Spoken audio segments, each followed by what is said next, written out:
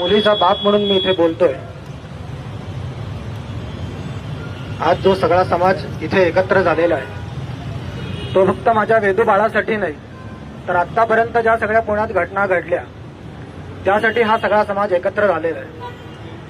आणि समाजाचे जी आपण सुरुवात केली होती आपल्या निषेधार्थ,